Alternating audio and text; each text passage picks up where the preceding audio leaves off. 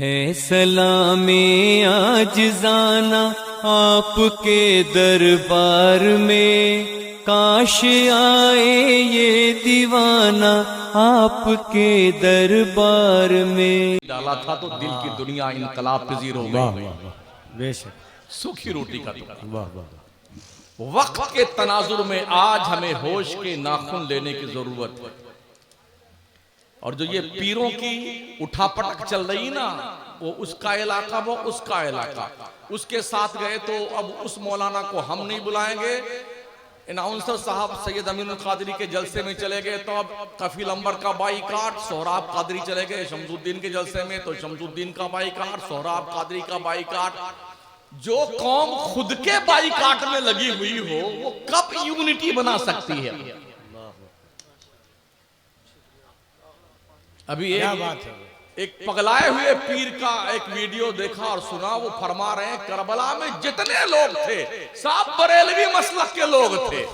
उस बुद्धू मियां से कोई पूछे जब करबला का मारका वजूद में आया था क्या बरेली था हिंदुस्तान के नक्शे पे? और हैरत यह है ऐसे जाहिल पीरों की हिमायत मौलवियों की टोली लग जाती है। इस तरह से जंगलीपन का जंगल राज कानून नाफिज के लिए मसलके आला हजरत के खरीदो फरोख्त का कारोबार चल रहा है। हम अपने खून के धब्बे कहां तलाश करें? हमारे साथ मुकद्दस लिबास वाले। यूनिटी बनाइए, मुस्तहकम हो, मजबूत हो। बड़ी खतरनाक नजरें दुनिया की तुम्हारी तरफ उठी हुई है। ना आपका खाना, ना आपका रहना, ना आपका पहनना दुनिया को देखा नहीं जाता है। बड़ी प्लानिंग के तहत स्पेन और फिलिस्तीन की तारीख भारत में दोहराए जाने का बाज़ाब्ता तौर पर प्लान क्रिएट किया जा चुका है। आप अपने आप को बचा कैसे सकते हैं? दीन पे कायम रहे मजबूती के साथ और अपने आप का दिफा करने के लिए कानूनी चाराजोई के दायरे में रह करके खुद मुस्तहकम बनिए और अपनी नस्लों के तहफ्फुज और बका के लिए तन मन धन सबकी बाजी लगा दीजिए। यकीनन वीडियोस तो आपने देखी होंगी ना फिलिस्तीन की। छोटे छोटे बच्चे, अभी एक वीडियो देखी, एक बच्ची कोई शायद 4 साल की होगी, अपने 2 साल की बहन को साथ में लेके, बाप भी शहीद हो गया, माँ भी शहीद हो गई, प्याला लेकर के कोई रोटी बांट रहा था, उसके पास रोटी लेने गई, जालिम यहूदियों ने उस बच्ची को भी शहीद कर दिया बंदूक से गोली मारकर। फिलिस्तीन के बच्चे आज दरख्त के पत्ते खा खा के वक्त गुजार रहे हैं। हमारे दस्तरखान पे टिकिया कबाब भी है, तंदूरी मुर्गी भी है, चिकन चिल्ली भी है, चिकन क्रिस्पी भी है, चावल भी शानदार है, रोटी भी जानदार है, मीठा सामान अलग से मौजूद है। जिंदाबाद जिंदाबाद ये प्लस पॉइंट और है। पूछिए उन लोगों से जिनके पास खाने के लिए रोटी का टुकड़ा मैसर नहीं है, क्या जुर्म है उन लोगों का? सिर्फ ये कि वो अल्लाह के घर के तहफ्फुज़ बका के लिए अपने आप को तबाही के दहाने पे खड़ा किए हुए हैं। ऑप्शन है उनके पास में कि वो फिलिस्तीन छोड़ के चले जाएं, मगर घर बर्बाद हो गया है, बिल्डिंगें तबाह हो गई हैं, माँ बाप का साया सर से उठ गया है, मगर कोई बच्चा फिलिस्तीन छोड़कर जाने को तैयार नहीं। या तो मर जाएंगे मस्जिद अक्सा के तहफ्फुज़ के लिए, और या फिर हमारा रब हमारे हाथों में फतेह का झंडा अता फरमाए। ये सोच उन मुजाहिदीन की है। आप कहां बैठे हैं? पूरा महल्ला मुसलमान का है, फजर में एक सफ नमाजी नहीं होता है। संगीनों के साए में रमजान शरीफ में फिलिस्तीन में बैतुल मक़दिस के अंदर कई लाख मुसलमानों ने बाज़ाब्ता तौर पर तरावी भी पढ़ी है, जबकि लोग बंदूकें लिए खड़े हुए हैं। हमारे सर पे तो कोई बंदूक नहीं उठाए हुए है ना, हम क्यों नमाज नहीं पढ़ते? हम क्यों दीनदार नहीं बनते हैं? एक वीडियो देखी, एक बच्चा दबा हुआ था उसके मलबे के नीचे, आधा धड़ तो तबाह हो चुका, आधा बाहर का बाकी। मगर लब्बैक या अक्सा, लब्बैक या अक्सा, उस वक्त भी जब पूरा वजूद मुज़महिल है और जख्मों से चूर है, ये दीवानों की सदा होती है। क्या बात। दुनिया में इनकलाब दीवानों ने पैदा किया, फरजानों ने नहीं। दीवान गाने इश्क़े मोहम्मद को देखकर घबरा गई है गर्दिशे दौरा, कभी कभी गर्दन में हार डाले हैं माहौल नजूम ने, गुजरा है उन हदों से मुसलमान कभी कभी। तुम्हारी तारीख तो पढ़ो, बदर के मैदान में तुम उतरे थे, 313 थे, 1000 का लश्कर जर्रार था, असलहे से लेस। गुलामाने मुस्तफा के पास ढंग की तलवारें नहीं थी, नेज़े नहीं थी, ढालें नहीं थी, घोड़े नहीं थे, मगर अपने आप को अल्लाह की राह में कुर्बान करने के लिए मैदान में उतर आए थे। सिर्फ दुआओं से काम नहीं चलता है, बिलाशुबहा दुआएं, अब दुआ मुख्खुल इबादत, दुआएं इबादत का भेजा और मग़ज़ हैं, लेकिन दुआएं मंजिले कारजार में उतर के मांगी जाती है। क्या हमारे नबी से ज्यादा किसी की दुआ मकबूल हो सकती थी? मेरे करीम आका अगर दुआ फरमाते तो पूरा मक्का मुसलमान हो जाता, पूरा हिजाज मुसलमान हो जाता, पूरी दुनिया मुसलमान हो जाती।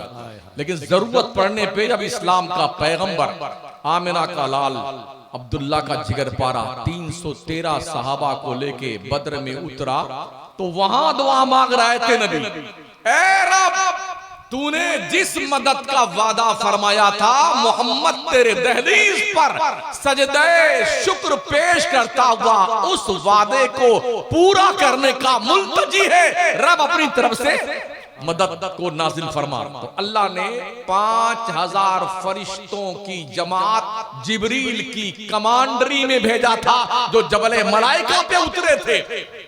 313 मुजाहिदीन ने 70 काफिरों को कत्ल किया था और 70 को रस्सी में बांध के लेके आए। जज्बे सरशारी क्या था? नबी का हुक्म हो तो कूद जाएं हम समंदर में, जहां को महव कर दें नारे अल्लाहु अकबर में। कुरैश मक्का तो क्या चीज है, देवों से लड़ जाएं, सेनानो नेजा बनकर सीने बातिल में गड़ जाएं। ये कैफियत थी उन दीवानों की। मौला अली करमल्लाहु ताला हुजूर करीम फरमाते हैं, या रसूलुल्लाह अलैका सलात व तस्लीम, कई बार ऐसा हुआ जब मैं किसी काफिर को मारने के लिए तलवार उठाया तो मेरी तलवार उसके गर्दन तक पहुंचने नहीं पाई, उसकी गर्दन कट के मुंडी नीचे पड़ी होती थी। ऐसा क्यों हुआ? मेरे नबी ने फरमाया, अली, फरिश्तों की जो टीम आई थी ना, ये उनके तलवारों से मरे हुए लोग हैं। कहा हुजूर हमने ये भी आवाज सुनी, अक़दिम हैज़ूम, अक़दिम हैज़ूम। आका फरमाते हैज़ूम जिब्रील के घोड़े का नाम है। जंग में जिब्रील अपने घोड़े को कह रहे थे, आगे बढ़ हैज़ूम, आगे बढ़। ये कैफियत बदर के मैदान में उस वक्त नबी ने दुआ मांगी तो अल्लाह की मदद आई। आज कुछ नहीं करेंगे, सिर्फ दुआ मांगे, अल्लाह इज़राइल तबाह हो जाए, या अल्लाह अल्लाह वो तबाह हो जाए। इससे कुछ नहीं होने वाला। अपने आप को ढंग का सच्चा मुसलमान बनाइए, हुदूद शरीयत की पासदारी करते हुए मैदान अमल में उतरिए, फिर उसके बाद अल्लाह की मदद के मुंतजिर रहिए। अल्लाह की मदद जरूर आएगी।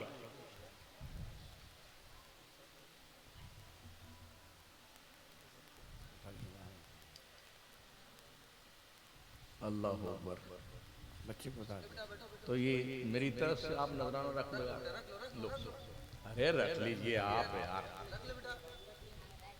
अरे आइसक्रीम खा लेना यार, है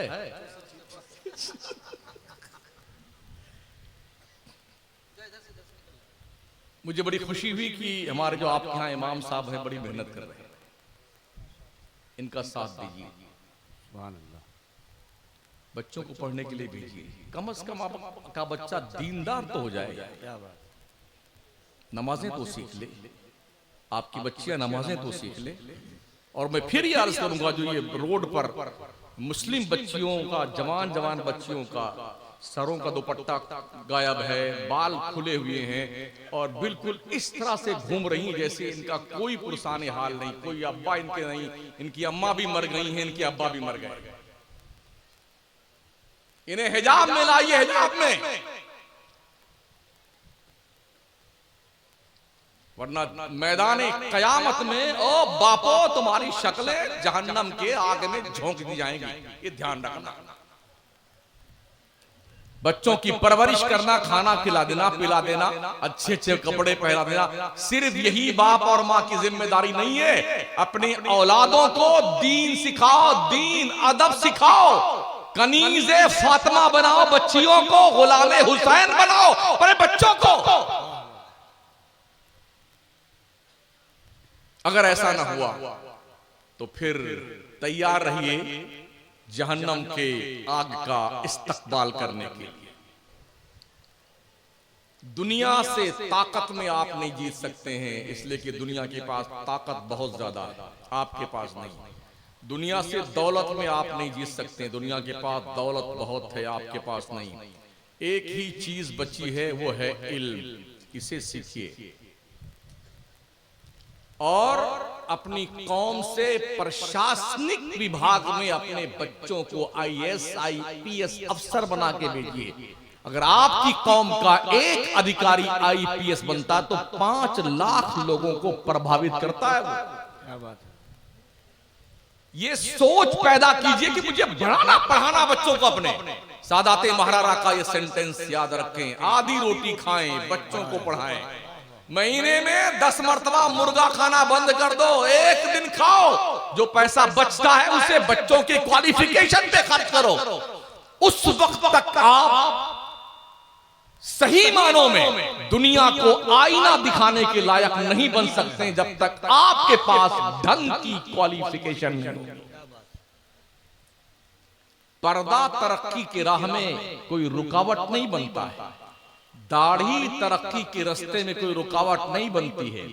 अगर दाढ़ी नहीं, 1.5 मीटर की दाढ़ी रखने वाला सरदार जी प्रधानमंत्री बन सकते हैं, मनमोहन सिंह जी, तो हमें क्या दिक्कत आती है? अगर गयानी जेल सिंह इतनी बड़ी दाढ़ी रख करके, मोछ रख करके, 1 मीटर का सर का बाल रख करके सदर जमहूरिया बन सकते, तो हमारी कौम को शर्म क्यों आती दाढ़ी रखने में? कहां रुकावट है दाढ़ी यार इस्लाम की राहों में? कितने साल हो गए इकराम भाई जलसे को होते हुए? 48 साल। अल्लाह अकबर। मैं यही पूछना चाहता हूं कि इस 48 साल में ओ मनियारी मुरादपुर के लोगों, इस जलसे में दयारे मदीना कॉन्फ्रेंस में आने वालों, इस 48 साल में सीखा क्या आपने?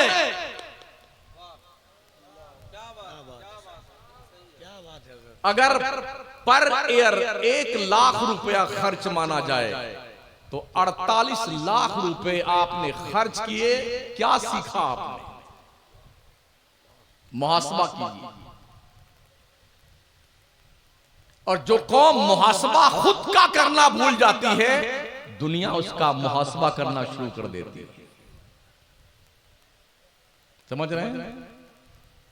मैं समझता हूं कि हमसे ज्यादा सोशल मीडिया को आप देखते होंगे, क्योंकि मुझे ज्यादा मोबाइल चलाना भी नहीं आता है। कि जो चलाते हैं वो हरदम पगलाए रहते हैं, उसी में घुसे रहते हैं। अगर वक्त मिल जाए तो मोबाइल में खुद ही घुस जाएंगे। तो आपको पता तो होगा दुनिया में क्या हो रहा है, लोग क्या कुछ कर रहे हैं, क्या कुछ कह रहे हैं, क्या कुछ करना चाहते हैं, ये सब ओपन हो चुका है। अब भी अगर उस खरगोश शुतुरमुर्ग की तरह अपना मुंडी झुका करके रेत में, ये तूफान से हम बच जाएंगे, हम बच जाएंगे, बच जाएंगे, वो क्या अगला नंबर आपका है? कौन सा शेर है? उसके कत्ल पे मैं भी चुप था, मेरा नंबर। हाँ, ये सुन लीजिए, आप सुना दीजिए।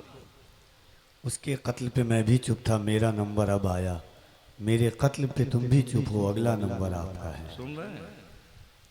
इसको अपने दिल दिमाग पर नक्श कर लीजिए और मुझे इजाजत दें, इसलिए कि मुझे अब और तकरीर नहीं करनी है। तकरीर तो हजरत की होनी है। पहले कुछ नाते वगैरह सुन लीजिए। शायद आपको कुछ बातें तल्ख लगी हों, तो मैं तल्ख ही सुनाने के लिए आता हूं। मेरी जंबीले खिताबत में मीठी मीठी जो है कोई मिठाइयां नहीं है। कोई मिर्चा है, किसी में और तेज वाली मिर्ची है, किसी में मिर्ची और नमक दोनों मिला हुआ, किसी में काली मिर्च और शामिल कर दिया है। ठीक है। अस्सलाम वालेकुम।